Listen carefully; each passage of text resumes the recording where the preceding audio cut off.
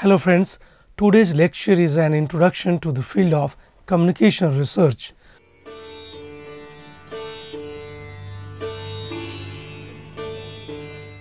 This lecture is part of your paper Communication Research. These days we wake up to check our cell phones for WhatsApp messages, emails and news alerts. We also do this as the last thing before we sleep.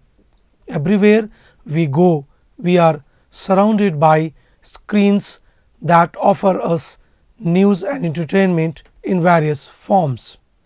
We are the eager recipients of torrents of information that come to us via cell phones, televisions, radios, newspapers, books, hoardings and so on. We consume information in the form of viral videos, soap operas, travel shows, advertisements, cartoon strips, news, features, films and many more. But then the question arises, why do we choose what we choose? How do we choose what we choose? Why are we offered certain options and not others? What do we do with the content or we choose?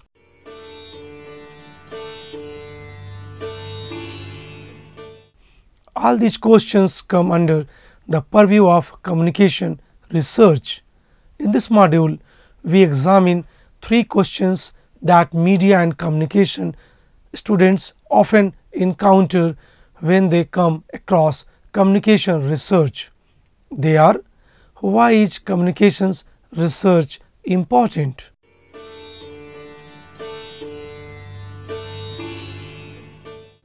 In this section, we will discuss why understanding communication research is must for anyone who wishes to understand media and communication. Second, how are we going to learn to do communications research in this course?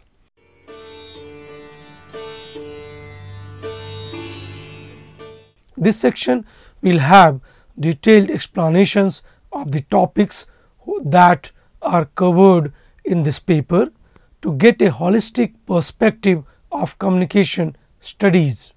Third, what are the prerequisites for this course?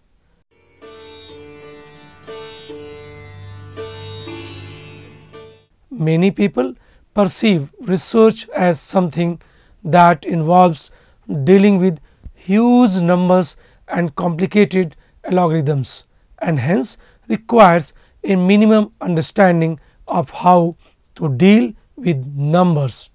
This section therefore will especially attempt to allay the fears of math phobic students facing quantitative research methods for the first time. Part 1: Communication Research. What and why?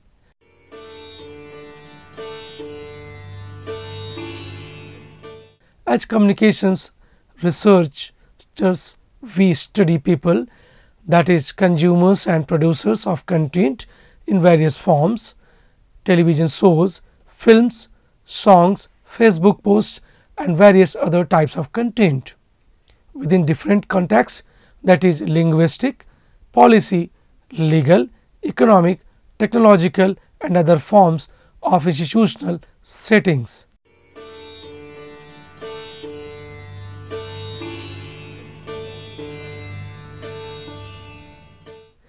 Communications research is concerned with the consumption and creation of content.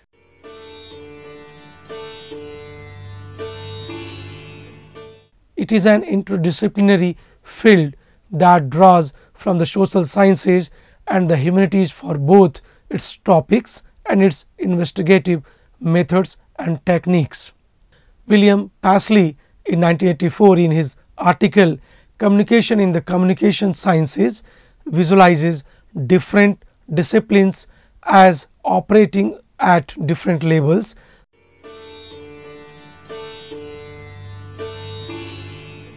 Psychology examines the individual.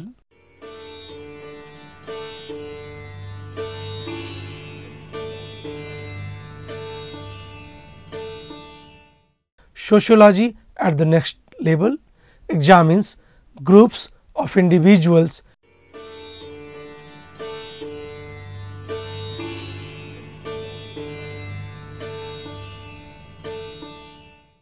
Anthropology at the next higher level examines entire societies and so on. He further argues communication in a variable field, that it is concerned with variables that operate at different levels, thus can be studied at sociological and anthropological levels as well as at the psychological level and psycho-sociological levels.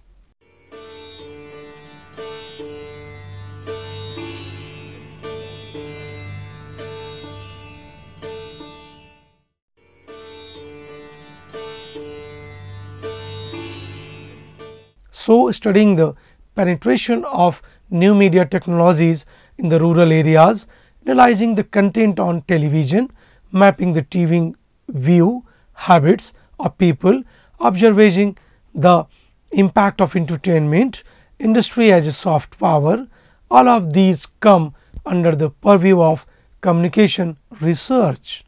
At this point, we must clarify that we are only leading with communication that is mediated in some form. Thus, we do not include areas such as interpersonal or organizational communication in our study here. No matter what kind of work you do or plan to do in the media, sooner or later you will face these three words. Research shows that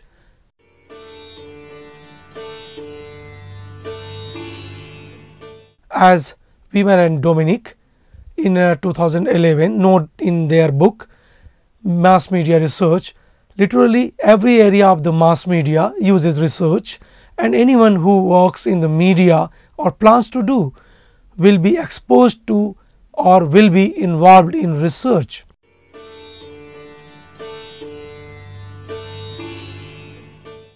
This paper therefore is designed to help you to get well versed with all the concepts and jargons associated with communication research.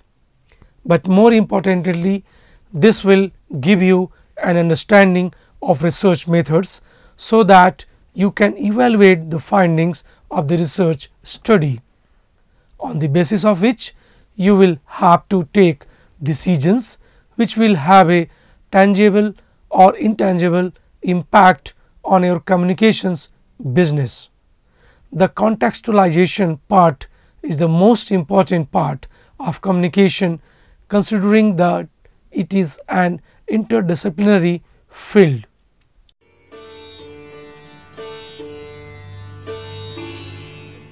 For example, if you plan to work in a television production or in advertising, you need to understand television ratings as well as the rich details that focus groups provide while testing television show pilots.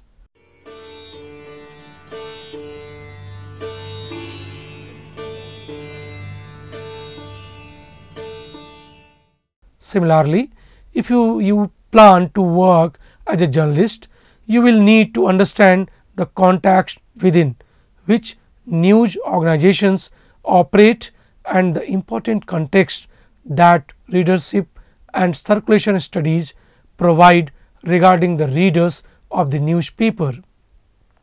Or for example, you plan to work in ad film production, you will have to understand how focus groups can be used to test the versions of the ad that you have created and so on.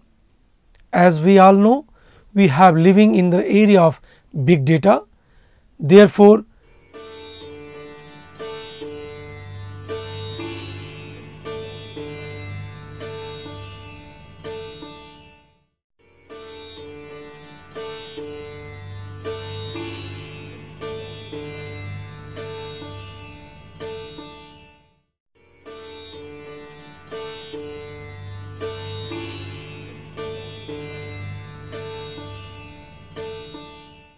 The all of us need to know how to understand as well as how to creatively visualize data in the form of infographics, which now leap out at us not only the pages of newspapers, but also in our social media news feeds. If we just briefly look at history of communication research, especially in United States of America, you will realize the extent of governments and industry involvement in communications research. This is largely because of their interest in understanding how persuasion and political propaganda work.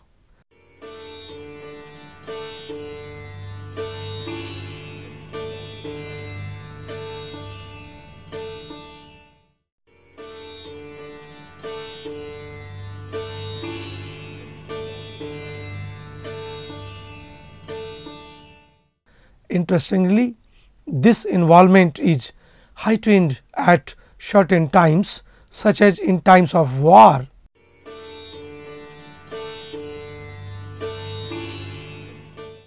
For example, World War II is seen as a watershed period in the development of communications research due to funding from the American government.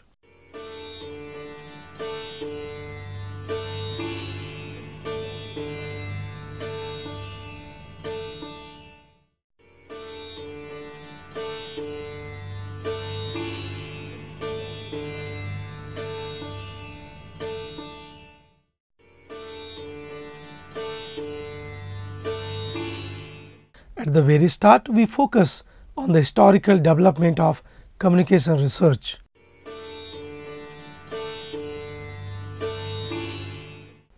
We examine the milestones of the mainstream view of communications research history, such as the propaganda model, the limited effects paradigm, cultural criticism, and the moderate effects paradigm.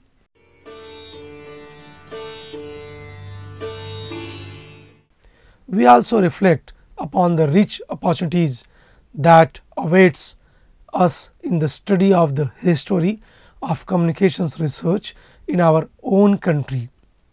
This will provide us with a big picture view of the main concerns of the field of communications research. The subsequent sections will deal with the two main approaches used in communications research: the qualitative and quantitative research approaches.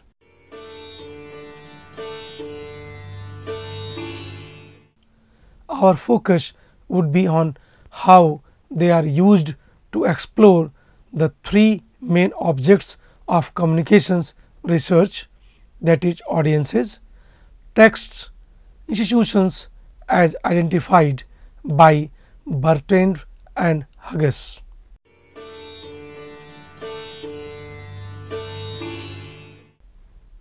At this juncture, we will take some time to understand what does the word theory means.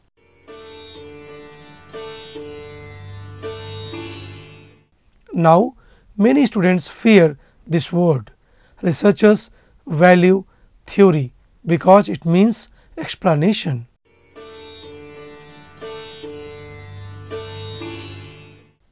But let us just ask ourselves,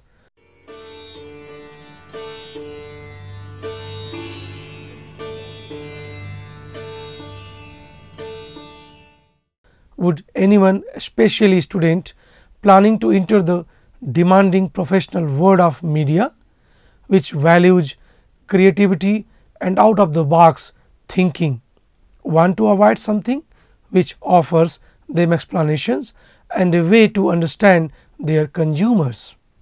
I think you would have got your answer by now. Thus, in the section titled "The Importance of Theory," we will spend some time understanding how communications researchers view theory and how it helps us in determining what is good research.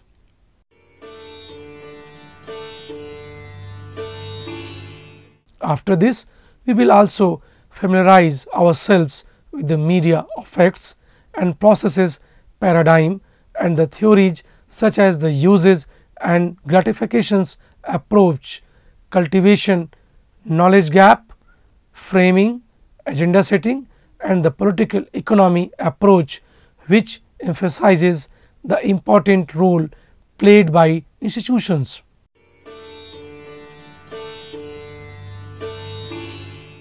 The section titled Ethics will help us in developing an understanding of the importance of the ethics while conducting research and how to prevent plagiarism,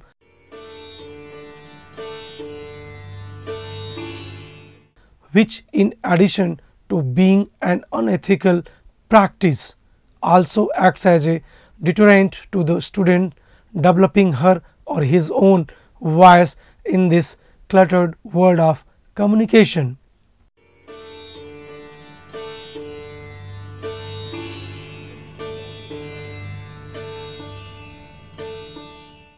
This ethics will lay a strong foundation for the next module, which is the research process.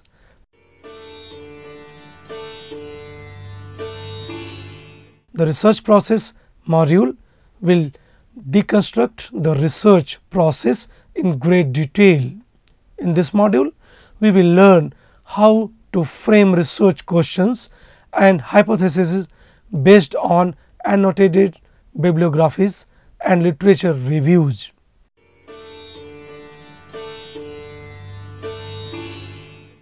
We will frame conceptual and operational definitions and identify continuous and discrete variables.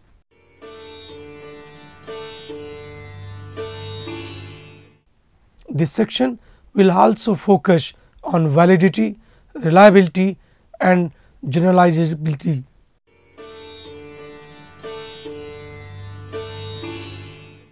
Sampling,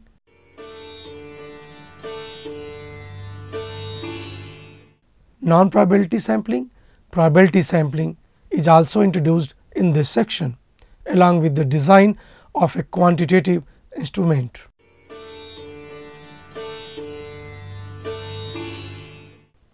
This section will also include data collection, quantitative data analysis, coding data, statistical measures of central tendency, variability, correlation and the use of statistical programs such as SPSS, STATA and R.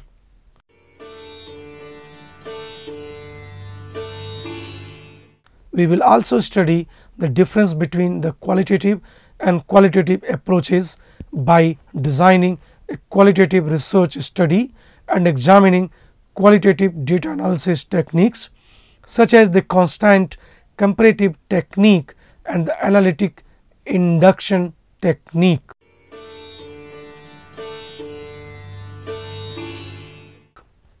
The section is rounded off by an exploration of visualization and representation of the results and report writing. Once we are familiar with the research process, the following section presents some methods commonly used by communications researchers. One section is entirely dedicated to quantitative methods such as surveys, secondary data analysis, content analysis and experiments.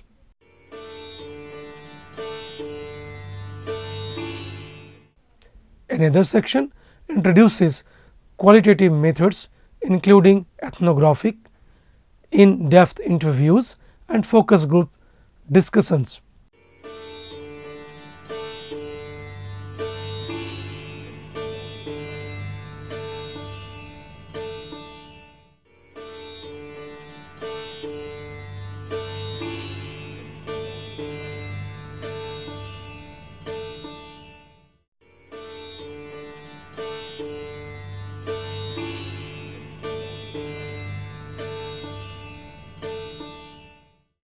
The subsequent section deals with mixed methods such as case studies, document analysis and historical methods favored by political economy researchers and policy researchers.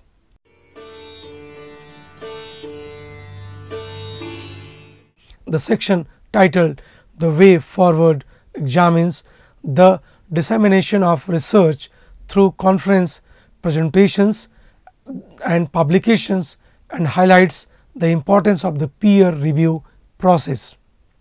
What are the prerequisites for this course?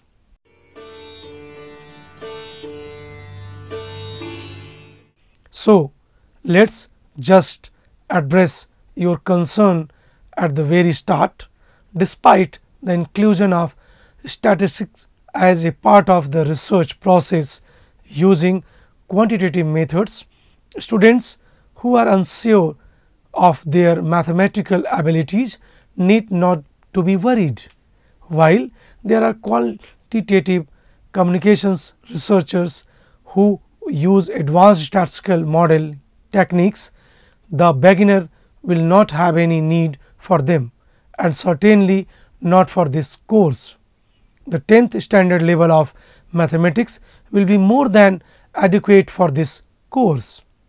So, you see, apart from the essential prerequisite for postgraduate education in media and communications, which is a well developed curiosity about communications, there are no further prerequisites for this course.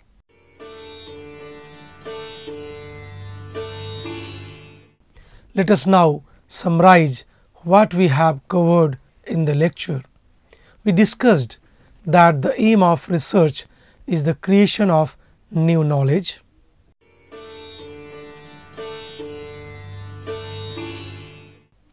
Students who enjoy discovering things about their world will enjoy this course. We discussed that as communications researchers, we study people, that is consumers and producers of content in various forms.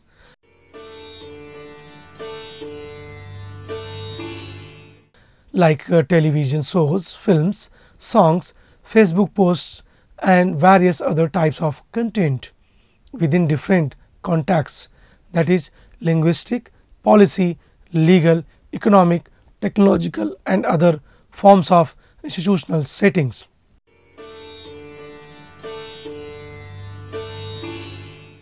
Research also calls for a systematic and meticulous process.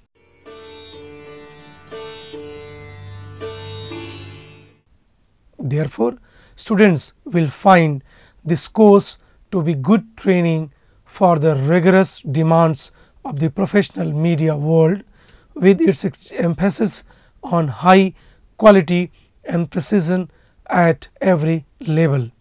Research progresses through a system of formal argument and empirical evidence, and students will find this way of thinking an asset in the professional world.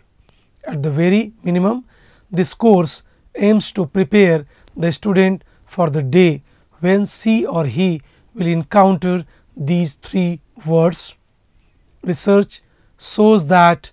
We hope that this lecture helped you in understanding the basics of communication research. Thank you.